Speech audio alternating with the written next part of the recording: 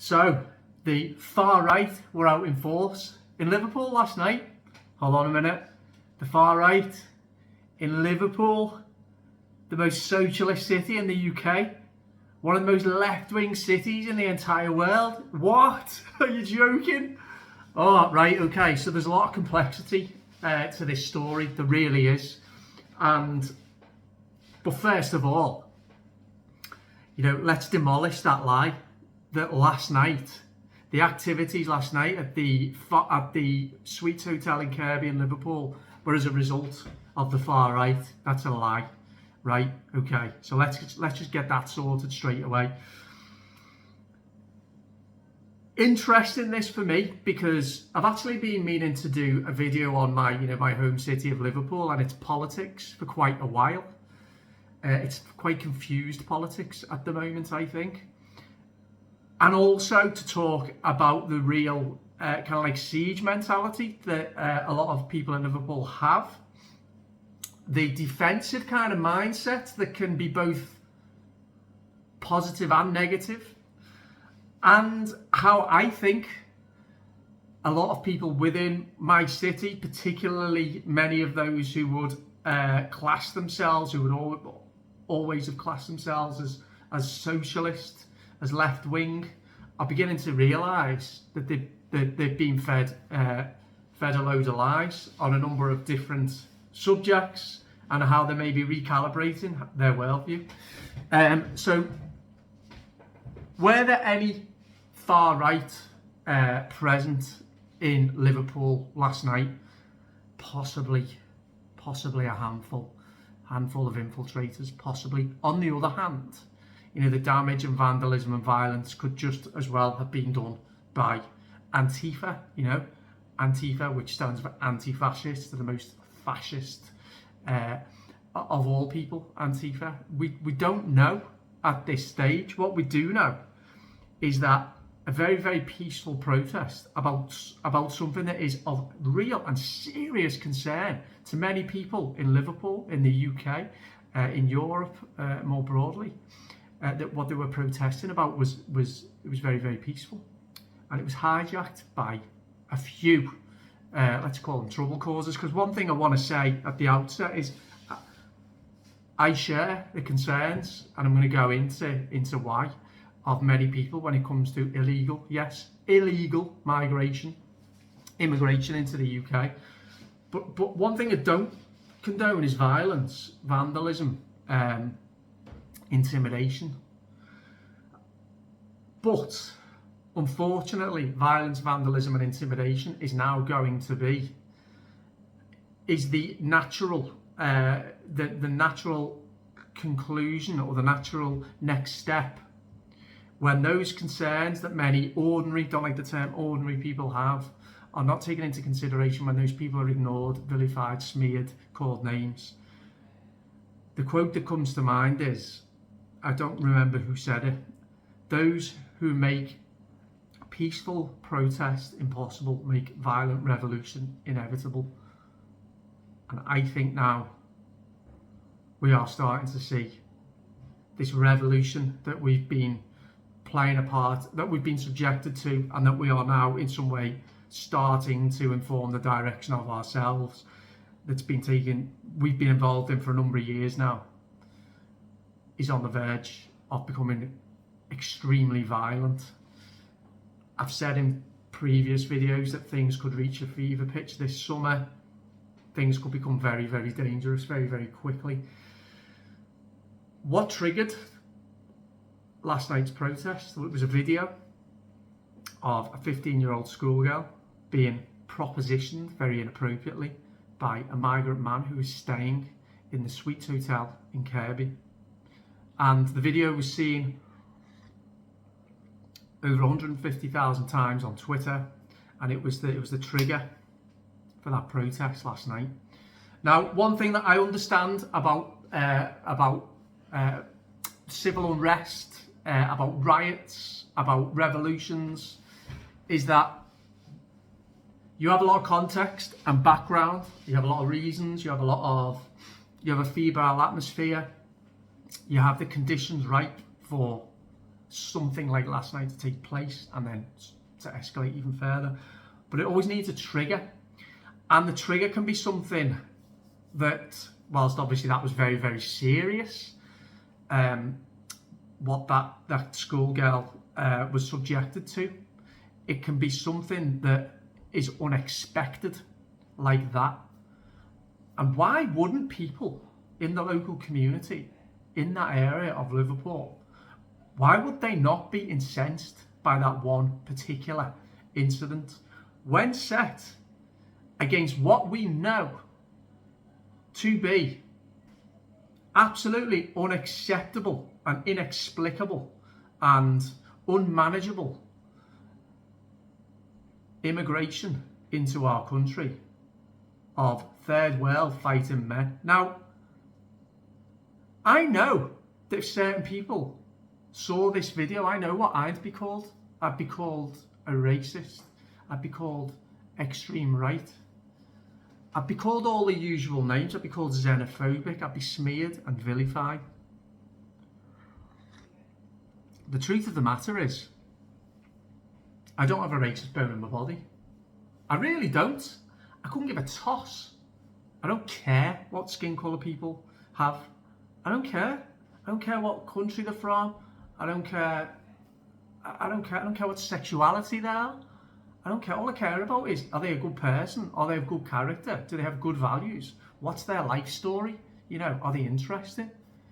That's all I care about. However, when it comes to what has been termed in the media for decades now as multiculturalism, I think multiculturalism, diversity, these are dangerous concepts because they describe agendas.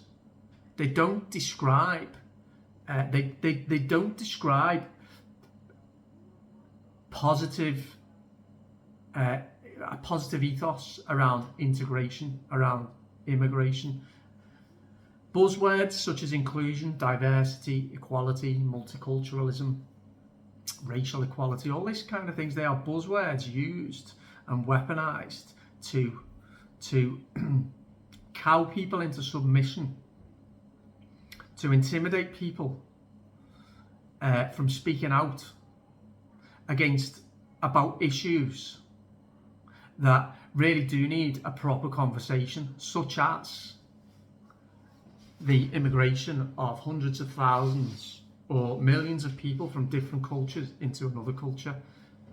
That's not something that can just happen, as we've seen in Germany, which is the best possible example, also Sweden. That can't just happen without consequences. And I tell you why, because integration of cultures absolutely is possible. And I broadly am a supporter of immigration. I believe that immigration has been a net benefit in the UK over the years, until fairly recently.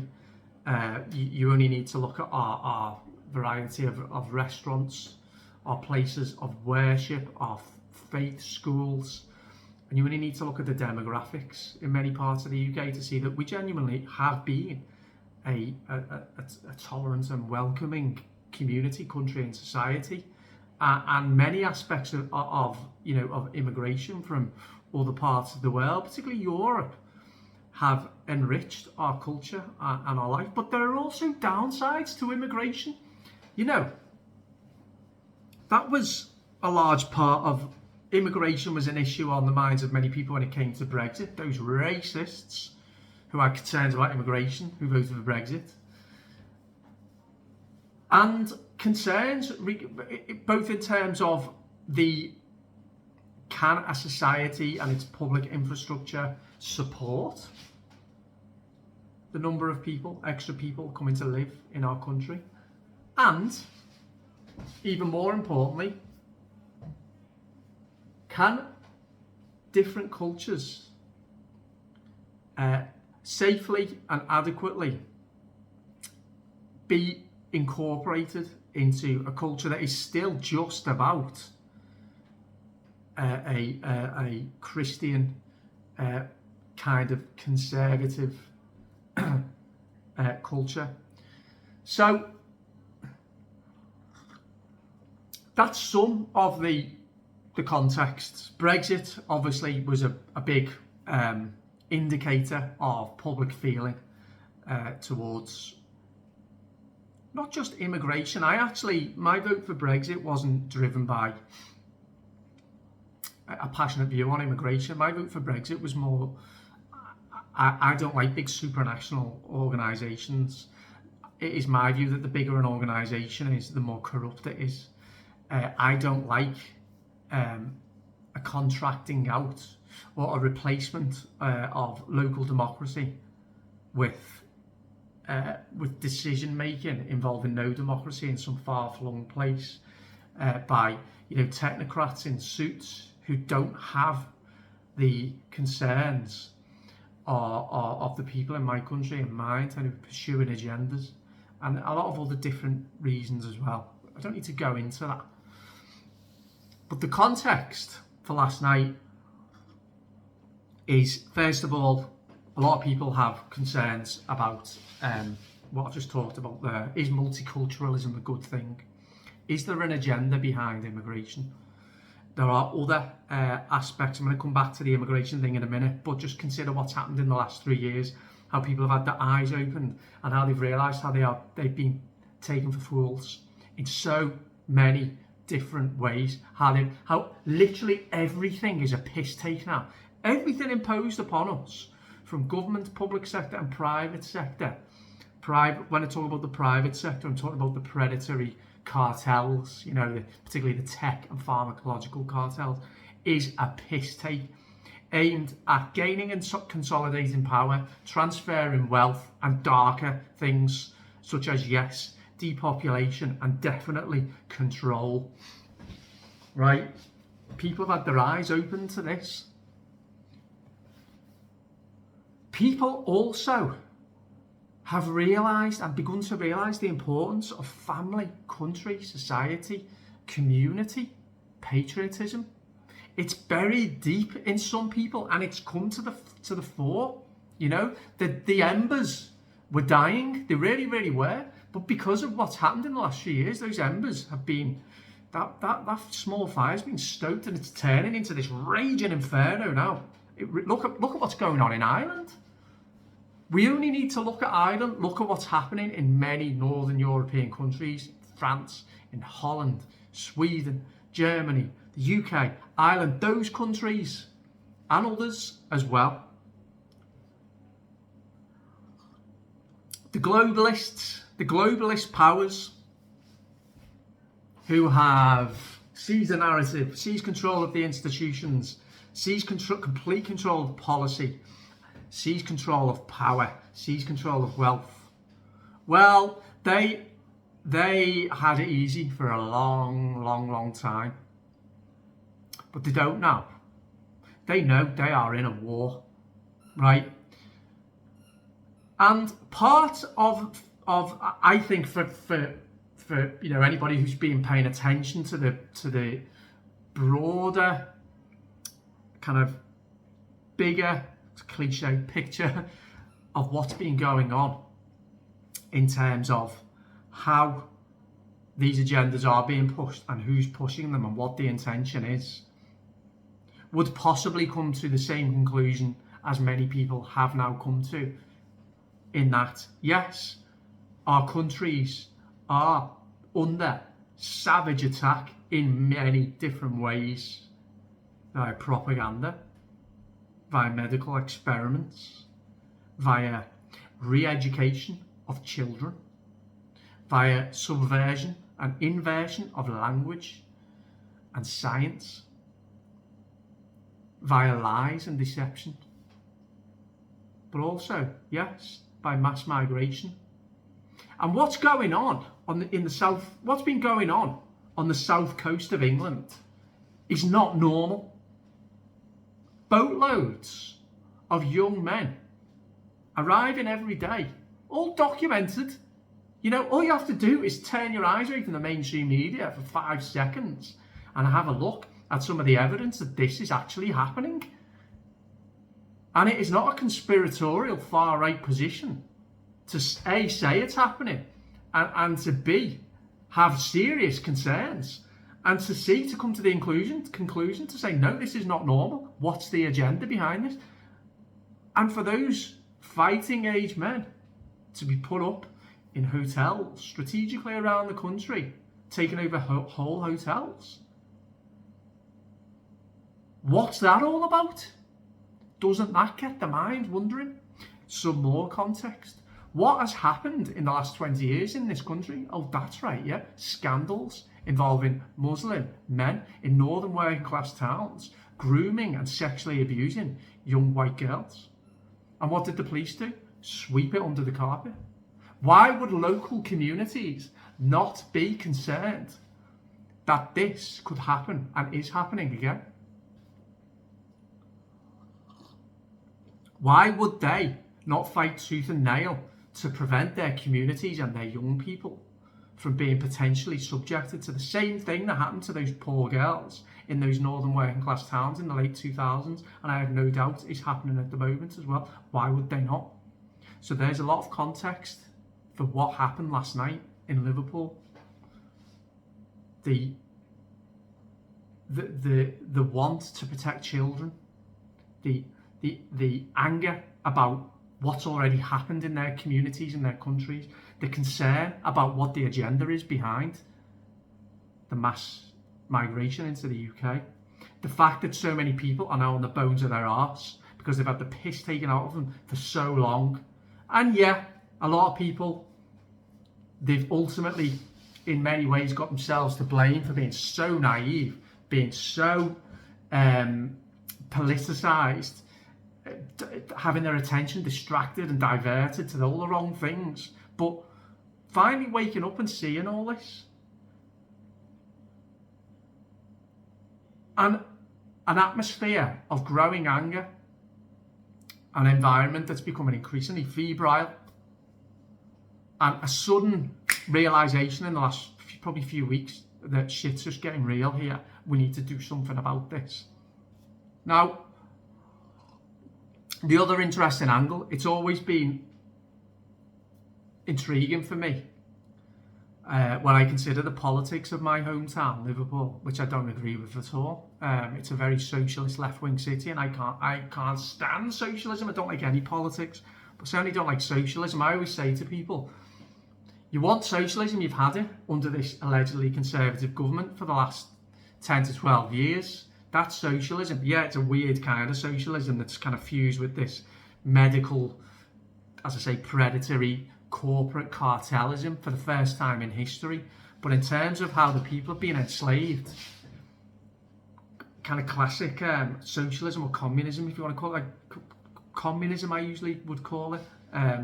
You know, a tax on free speech, a tax on freedom of movement, high taxation, high regulation, obsession with re-educating the youth, attacking language, and intense propaganda and unhinged propaganda. They're all hallmarks of communist regimes. Of course, let's not forget as well, killing people, making people suffer, making people hungry.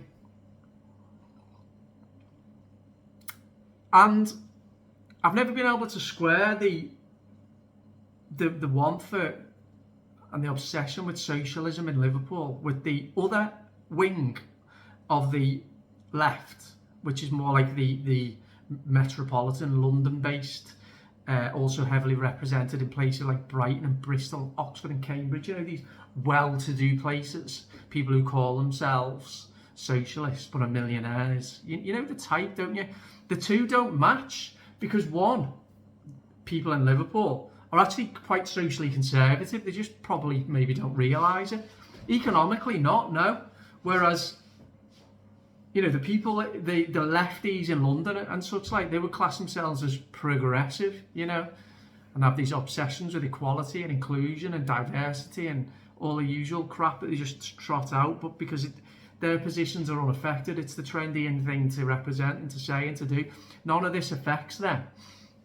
I've never been able to square, and that's probably possibly a large reason why Labour, even though I know it's all controlled, but how Labour's struggled because a lot of its voter base is it belongs in either one camp or the other. You know, the Liverpool, Manchester, kind of, you know, Newcastle, those Leeds and all the working class cities who are more socially conservative. And also a lot of their voters who voted for Brexit have concerns about immigration, and another swathe of their voters in the city think anyone who voted for Brexit is racist. So it's very, very, very complex, politically, economically, socially, demographically, all this. But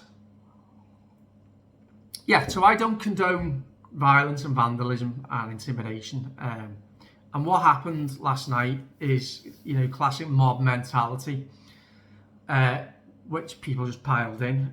But let's not forget, at the start, it was a very, very peaceful protest. You know, the police have admitted that. But it's a bit of a barometer and an indicator of what might happen next, this.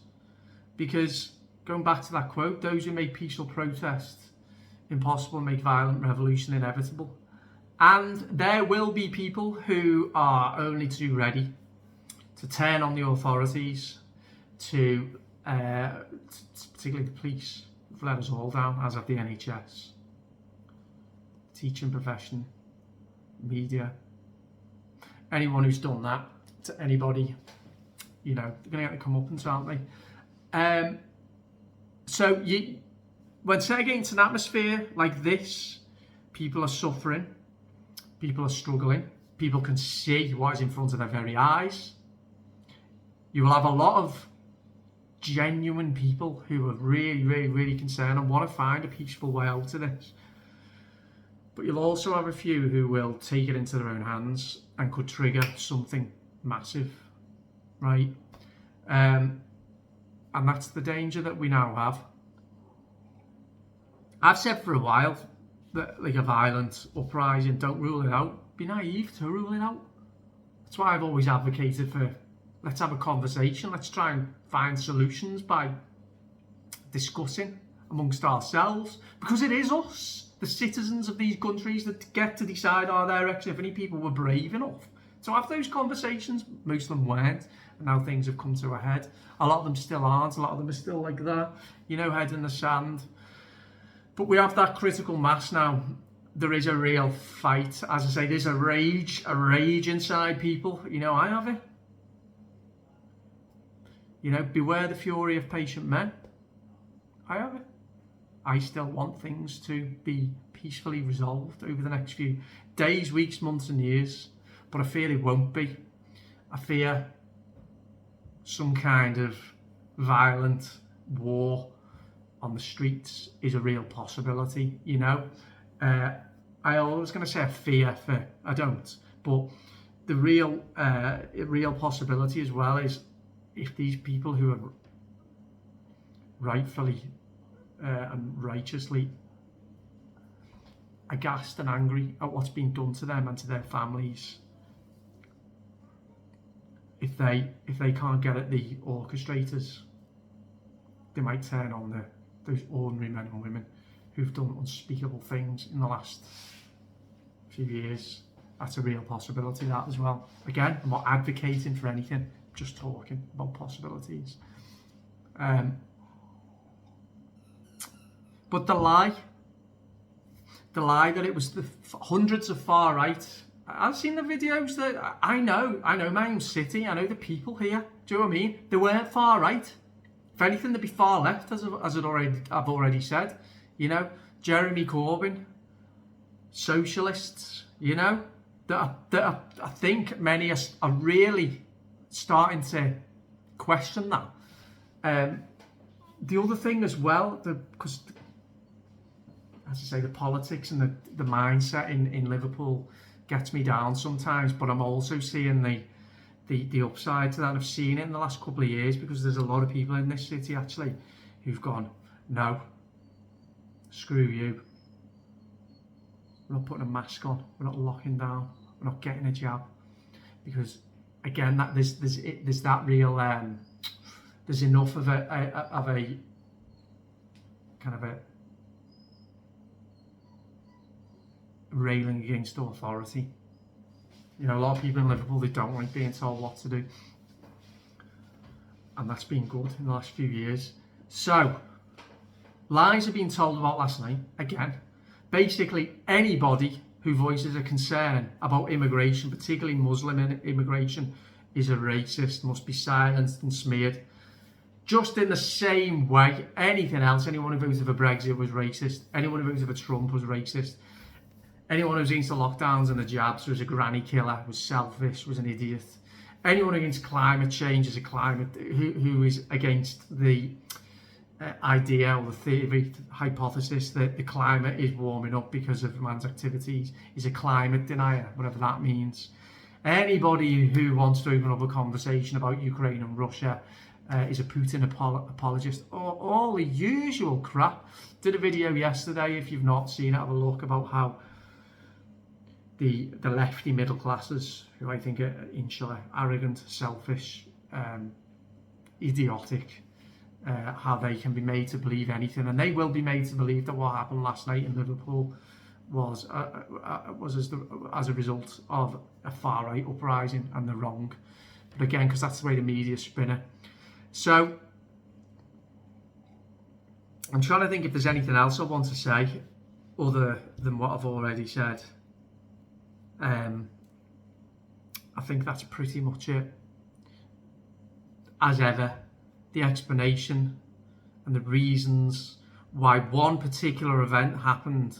Any event that happens, there's always a number of reasons for it. It's never simple, it's never black and white. So I hope I've outlined some of the reasons there, in my opinion. I hope I've helped to expose some of the lies. That's what I try and do with this channel, is to not find the truth, because that's incredibly difficult, as I always say, but to try and expose lies, identify propaganda, give my own opinion, provide context. I'm probably more about general context and fine details, really, because I feel that's where, if the truth is there, it's more in the abstract than in the details. So let me know what you think, particularly anyone who's from Liverpool who watches my channel. I'd be interested. Anyone who's visited Liverpool, I'd be interested to know. Anyone who's aware of what happened last night, be interested to know. Anyone who's in Ireland, I know I have a lot of Irish subscribers as well. Let me know what the situation is in Ireland at the moment, and I think I'll leave it there. Please do, if you have not already, please do subscribe, hit the notification bell. Speak to you soon. Bye bye.